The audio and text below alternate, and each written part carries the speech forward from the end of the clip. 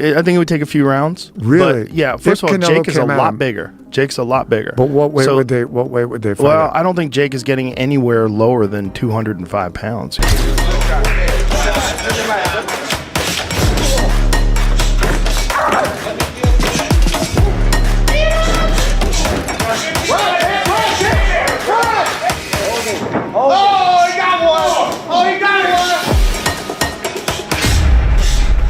There's a few Americans, and this might be crazy, I think Jake Paul's got a chance. And I know that sounds crazy, but I do think that there are, where I don't believe anyone over here thinks this goes more than around 2 max. Joe Rogan reacts with clear surprise to Jake Paul's transformed physique ahead of the Anthony Joshua fight, saying Jake looks sharper, stronger, and fully locked in. He notes that while Paul's past opponents weren't always in their prime, Jake still committed to serious training and real preparation. Rogan adds that Joshua nearing 40 shifts the dynamics, making this matchup far more intriguing than many expect, and something he genuinely wants to see play out. What happens? It would be crazy.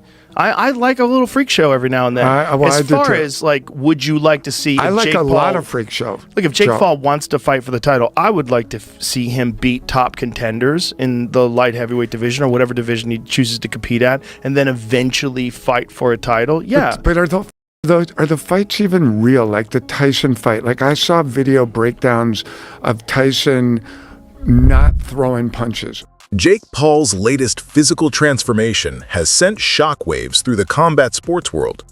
A short clip making the rounds online reveals a fighter who looks leaner, thicker, and noticeably more refined than ever before. Every detail stands out.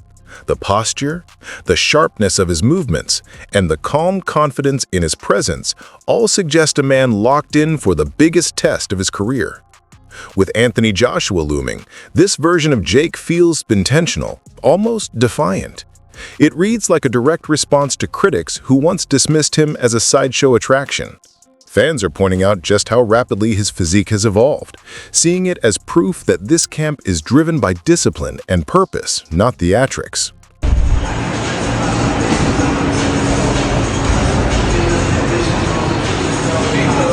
Former world champion Andre Berto adds an intriguing wrinkle to the Joshua versus Paul debate. While he understands why most fans expect Anthony Joshua to deliver a crushing knockout, Berto cautions that the matchup isn't as straightforward as it appears on paper. Joshua, he notes, hasn't produced many truly dominant performances in recent outings, and that inconsistency introduces real uncertainty. Meanwhile, Jake Paul is surrounded by a well-structured team of experienced trainers who are maximizing his youth, strength, and conditioning. Berto believes the outcome hinges less on expectations and more on which version of Joshua steps into the ring.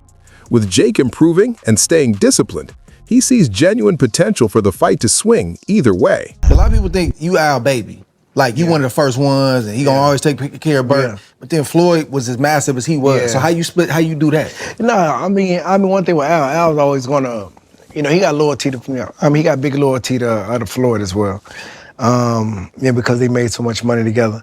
But it's funny how, he can say whatever he want to say. You know what I'm saying? It's funny how that, how the fight got. It kind of came about, but they had the Pacquiao and Floyd fight. We all go up there. We check the fight out. Good situation. And then just me and my lady, we walking through the casino. Wasn't it Rodney Jerkins? Yeah, right. You know what I mean? Rodney Jerkins, big music producer. Yeah. Y'all can talk to him and ask him. Yeah. Rodney Jerkins, he runs up on me. Some analysts take a more pragmatic view of Jake Paul's preparation, looking beyond hype and focusing on the economics of his camp. They point to his sparring with full-sized heavyweights as a two-way exchange. For Jake, these rounds are essential. They expose him to real power, sustained pressure, and the physical presence he's likely to face against Anthony Joshua, forcing him to sharpen timing and composure under fire.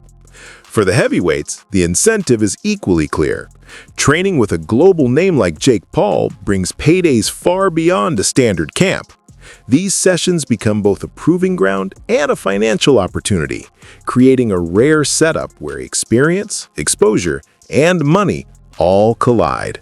I'm not an idiot. I know they're getting a lot of money to be there and it's easy work. But what is in that for Lawrence Okoli, Frank Sanchez, and Jared Anderson? Easy money. I don't know how much he'll be paying sparring partners. I assume to get those caliber of sparring partners in, it's got to be big money. Lawrence Okoli's got a fight coming up. If you're Joe Gallagher, are you go spar Jake Paul? Is that going to help you? No, absolutely not. Are you going to get a bit of profile from it, perhaps? People are going to hear your name. Yeah. Does that help? I remember going to spar with Kessler, and I got £500 or euros for the week. It was the hardest money I've ever earned in my life. But how much did you learn from? Yeah, me, bundles. Yeah. What's Okoli learn? I don't get it. No. I mean, I do get it, the money. But when you got a fight coming up, I'm thinking, really? Are you going to get anything out of that sparring that's going to help you in your fight? Maybe you are. Maybe I'm just completely diminishing Jake Paul's ability, but I'm struggling. I really am. Fair play to Jake Paul. I mean... And you're right, there's a bit of a conflict there because Joshua used to manage him. Yeah, it was through 258, right? Yeah. But surely they're smashing him to pieces. Surely Jake's going, oh, what the fuck? This is fucking horrible. Every single one of those three fighters there could annihilate him in a round. Yeah, so are they not doing that? I've got so many questions. Brendan Schaub and Brian Cowan framed the conversation around Anthony Joshua rather than Jake Paul. In their view, this fight is about far more than securing a win.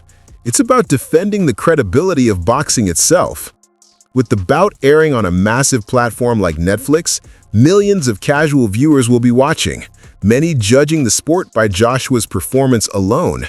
Schaub and Callan stress that AJ carries a responsibility. He must enter the ring focused, disciplined, and decisive, delivering a clear statement of why he remains a true heavyweight force.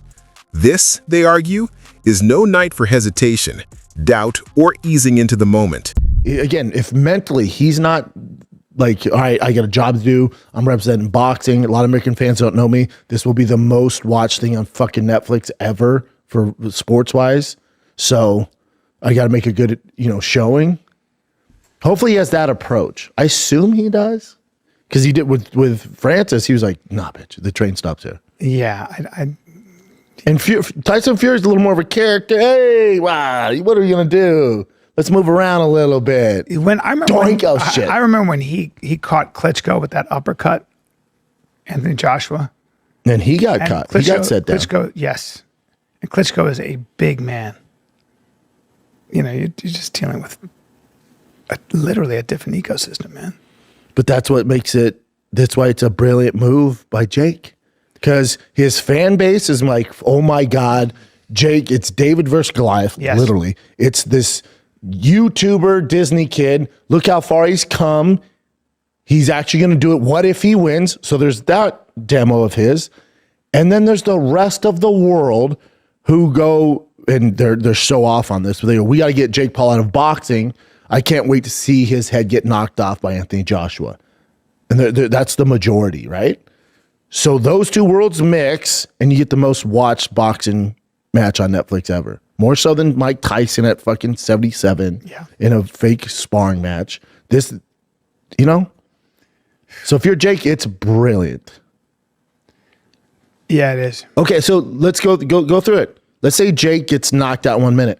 Sports analyst Ada Oladipo adds another layer to the debate by focusing on how much Anthony Joshua has changed behind the scenes. He explains that Joshua has adjusted his training philosophy, refined his rhythm, and approached this fight with clear seriousness rather than routine confidence. But Oladipo also believes Jake Paul isn't walking in unprepared. Aware that Joshua is evolving, Jake has likely been reshaping his own style quietly, testing new techniques, tightening details, and searching for anything that could create an opening.